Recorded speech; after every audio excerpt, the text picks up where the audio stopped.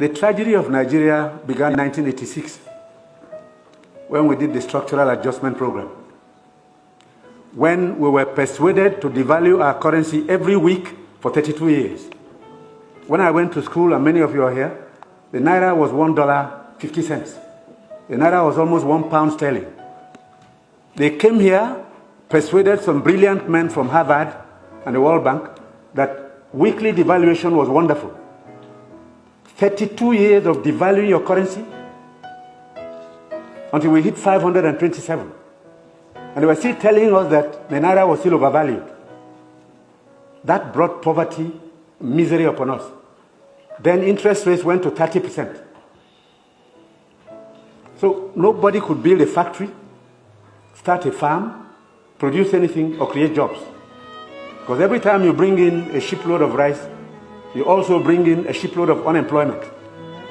Because you are transferring your wealth to sustain other economies. Somehow, Nigerians didn't notice it. So we became a nation of importers. Toothpicks. Each year it cost us $18 million. Importing toothpicks. Tomato paste, $400 million. So you talked about tomatoes now. One basket in town now is less than 2,000 naira. The farmers are losing money because the processors don't have enough funds to set up factories. They are going to do tomato paste. It's food-grade stainless steel. You can't just use anything because you'll be putting poison in people's stomachs. 2 factories have started off. I believe by the middle of next year, we can comfortably tell importers of tomato paste to stop. But when you do, you make enemies. Even the rice we're trying to reduce. We have enemies, heavy enemies. People who can kill if they have a chance. Because you're spoiling their business. And let nobody take it lightly. These guys have seized this country's economy. They've taken us hostage.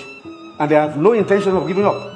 Because this is a huge market, a very sweet market. And they have taken control. And I'm saying it because I have been in this business for 41 years and I can tell you some history.